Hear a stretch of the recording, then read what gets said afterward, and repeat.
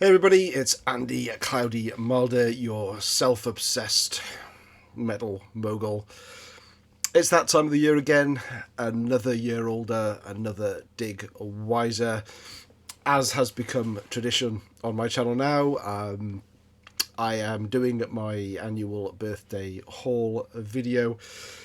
Usually I take the day off for my birthday and I go record shopping out around Edinburgh. Go to as many record shops as I can. It's all changed in the last couple of years, really. There's been a couple of the good shops, I have to say, have since closed down as a result of the pandemic, which is a shame. Last year it was a totally online experience for my Birthdig. This year, I was determined to go out and get my fingers moving across some records, and I did exactly that. I visited 4 shops this time around. I wasn't that optimistic I would really find too much stuff because the shops that are left, they don't specialise in metal at all.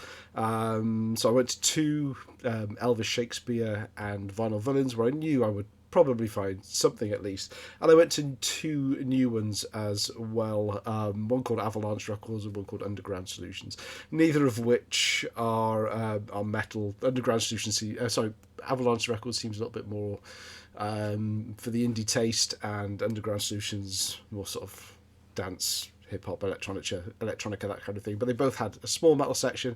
But cut long story short, I struck out on both of those. But I did find a couple of things. So this is a smaller haul than I've done in previous years, but I'm okay with that. There's less that I'm actually out looking for at the moment, and when I go out on these birthday hauls, I'm really concentrating on looking for good second-hand stuff, not necessarily new records, but it can be a mixture. Before I go into what I picked up at those 2 stores, I'll show you what I got from the family. So generally I don't really ask for a lot of albums for my birthday.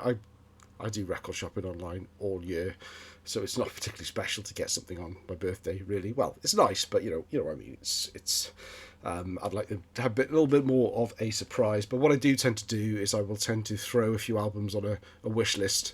They're albums that I won't go out and look for myself, so my wife will normally pick one from that list, buy it, so it's a little bit of a surprise. I know roughly what it would be because she wouldn't have a clue what to buy just off her own back anyway. But she did surprise me this year and she got me a couple of records, which is nice. So I'll just quickly show what those are.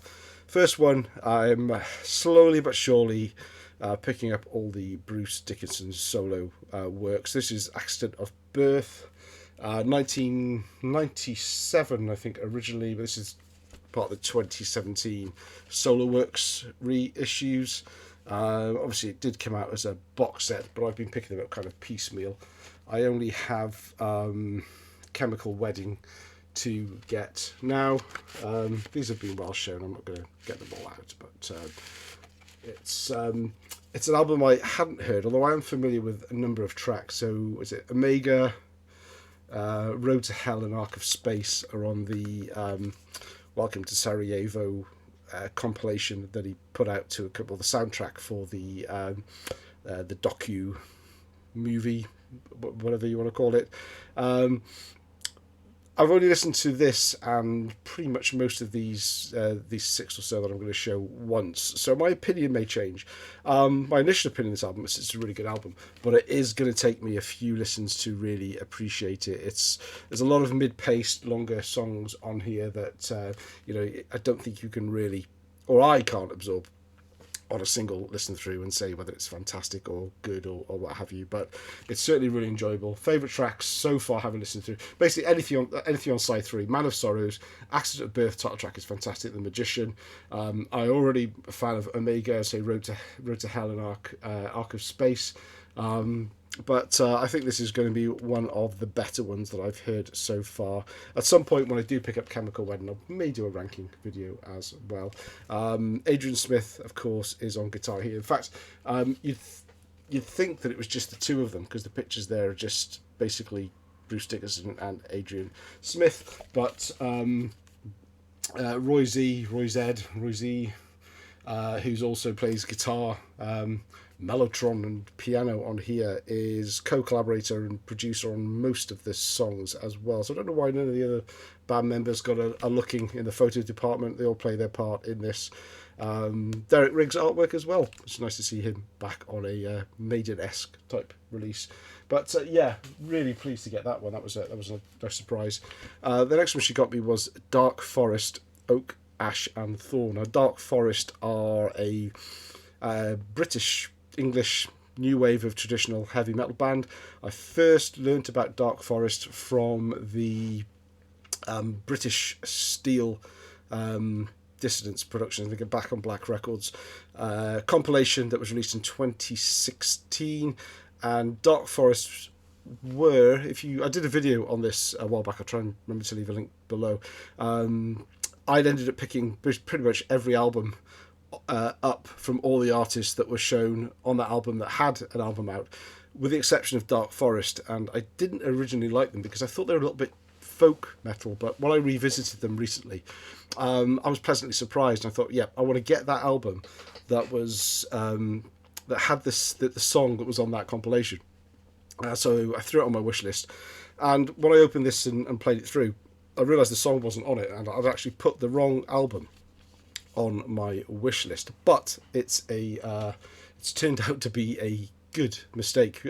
So the album I was actually after, I can't remember the name of it, but it's got a very similar sort of artwork style on it. So I obviously didn't really pay attention when I was sticking it on the wish list. But this is their latest album from 2020 on Cruz del Sur Records. I think they're Italian, and this is absolutely fantastic. It's a lot of Maiden worship in there, but tastefully done. It's not a Maiden clone by any means. A nice poster with it, A3 size. The artwork. I've listened to this one twice actually. Relics is the song to check out. Side 1, track 4. Absolutely fantastic song, but the whole album just absolutely brilliant. I'm really pleased that I put this one on and not the 2016 one, which I still need to track down. They've had about 4 or 5 albums. I had no idea they'd had so many, and looking through, they're incredibly hard to get hold of. So I hope they do get a little bit of success and they do re-release those earlier albums on vinyl again, because I'd love to get hold of them now, even if they are a little bit more folky earlier on. But this one definitely doesn't feel like a folky metal album at all. Straight up heavy metal. Fans of Iron Maiden will love it, and the more modern Iron Maiden sound as well. I remember the post 2000s rather than the 80s gallop. Lyric sheet, that's what they look like, and yeah, I've not got the record. Plain black vinyl, and quite a sort of plain label to it as well. So that was really cool, nice surprise. Now moving on to the 4 that I bought. So I went to Elvis Shakespeare first, and they only have a really small metal section, and I grabbed this when I saw it. This is a 12-inch single, and the band is Holocaust, and this is Heavy Metal Mania. It's not an album, it's a 12-inch single of their first single from 1981, Heavy Metal Mania, with Love's Power and Only As Young As You Feel. On the flip side, Heavy Metal Mania and Only As Young As You Feel are both heavy metal worship songs about heavy metal by a heavy metal band. Holocaust are from Edinburgh. I live in Edinburgh, so it was a very big surprise to actually see this in the metal drawer. It's not cheap. The cover is in actually pretty damn good condition, I have to say. I spent, I think it was about £13 on this, which is a lot for a 12-inch single. And it also had a sticker on there from the shop saying the vinyl's marked. I looked on Discogs, as you do, and the minimum amount it goes for is 15, but it goes to up to 50. Now this is nowhere near mint, and you can see why. It said the vinyl's marked and crackles. It does crackle, but when I cleaned it up, as you see, it looks fairly good. It doesn't look like, sometimes you see things from the 80s that say they're a bit marked and they look like a train's run over them, but it does have this horrible looking, I'm not sure if you're even going to be able to see it, You can just about, if you're looking at high definition, you can just about see it here. It does look like something has kind of drawn over it and scratched it, and that is why he was having to sell it at a discount price. You can just see it there, but it doesn't skip or affect it. The scratches seem mostly sort of, you know, across the top of the grooves rather than deep in. There isn't surface noise throughout. There's the label as well. This is on Phoenix Records. Whoa, there's nearly more scratches on it. Thankfully, that was all right. Just caught that in time. There is a lot of surface noise on it, but in the dead wax mainly, and between the tracks on side B, you hear it. But to get something so cool as a 1981 Scottish new wave of British heavy metal original for a decent price, I wasn't bothered. When I saw that scratch, I looked at it and just thought, that's going to play okay. There's no way that's going to skip. It just didn't seem deep. It's very superficial. Took it to the counter, and the guy obviously, it felt like I could see the dollar signs pinging in his eyes, and he pointed up on the wall. And for some reason, when I go in record shops, I always forget to look up. I'm too busy looking down digging. I always forget to look up where they have all the expensive stuff on the walls. Maybe that's because I'm programmed not to buy expensive records. But he pointed above his head and he said, "Look, I've got the first Holocaust album up there as well." And I thought, okay, so it's called the Nightcomers, and it had a big $49.99 sticker on it. And straight away I said, "Oh, great, but too rich for me." He said, "I'll give you is it 10% off, so what, £5 off, but still 45 quid for an album." It's not actually been, so it originally came out in 81, it's not actually been reissued on vinyl since, but it's one of those ones, you know, High Roller are going to come up with pretty soon, no doubt. Their most famous album is probably Live Hot Korean Wine, because that has the song The Small Hours, which Metallica covered on Garage Days Revisited EP. So that's probably where a lot of people have heard of Holocaust from. But yeah, only a 12-inch single, but delighted to have a little piece of Scottish metal history in the collection. The other album that I picked up from Elvis Shakespeare was this Thunderhead, Behind the Eight Ball, from 1989. I don't know too much about Thunderhead. I do have their second album, because it was on Music for Nations, Busted at the Border, which came out in 1990. And although I haven't played that for years, I seem to remember liking that. This is more on the hard rock. It's 1989. I don't know if they were trying to be... You see a picture of them out there. I don't know if they were trying to be on the sleazier side or even more traditional heavy metal, but it's definitely more on the hard rock side. The vocals, what's his name? Ted Bullitt or something, I think his name is. The vocals are very, very raspy, and it's not a great. It's an okay album, should we say? It's not as good as Busted the Border. Busted the Border, I remember sounding a lot more polished than this, but this was only a £5, so I was going to sniff it. It's been a long time since I've gone into the wild, bought an album in great condition for a £5. Now that obviously, the fact that it was only £5 probably points to the fact that it isn't generally thought to be a very good album. But there we go. It did come with the original lyric sheet, and this is on plain back value vinyl. It's on Legacy Records, I think, or licensed from Legacy Records. Nothing particularly amazing about the labels.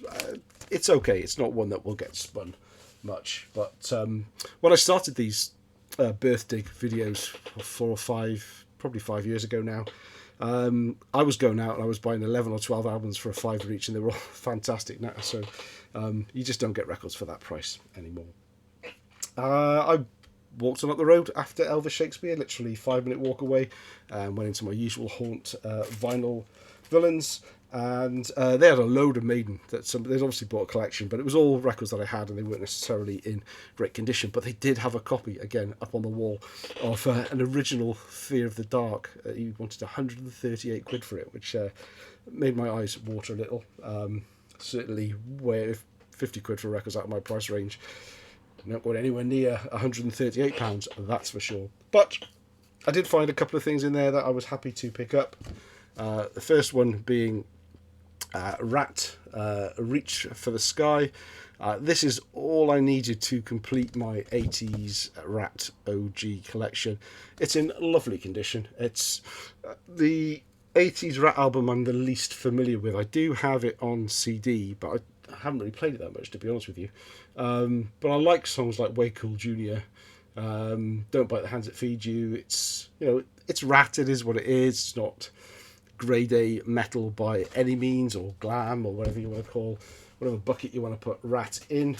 But it was in superb condition. It was probably, more than I wanted to pay for this album, but it was there. It was in good condition, and it was a medium sort of rate price on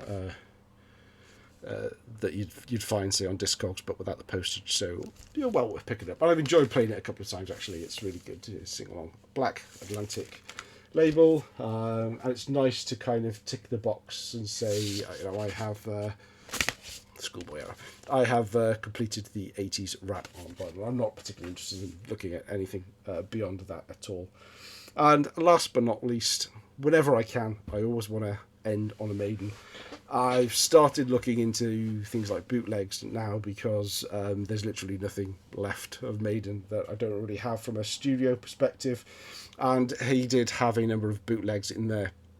Iron Maiden Live +1 being one of them. Now, this is a boot of an official release. So I think originally Iron Maiden Live +1 came out in Japan in 1981, and it was just a 4-track EP that perhaps was to complement the Made in Japan, or maybe some extra tracks that were left over. This one has some tracks from Japan, I think, some tracks from London, and it is a 9-track album. Drifter, Phantom of the Opera, Women in Uniform, Innocent Exile, Sanctuary, Prowler, Running Free, Remember Tomorrow, and I've Got the Fire, Ronnie Montrose cover. It was originally issued in this format in 1984 as a Greek pressing, and from what I've been able to gather is this is a 2019 unofficial bootleg of that release. Sounds great though, absolutely no frills at all. Just a replica EMI 80s label. I'll get it right one way, there we go. But it sounds superb, and I love picking up some of these the early Iron Maiden boots, because they just the raw energy of them live, absolutely fantastic. I'm sure some of these songs have been I think Phantom of the Opera and possibly Running Free are ones that I've got on B-sides of 12-inch singles already from around that time, but nice to have them all on together in some sort of pretend concert that never happened. But they're all live tracks, and they're all killer Maiden from 81 period. So that was my haul for this year.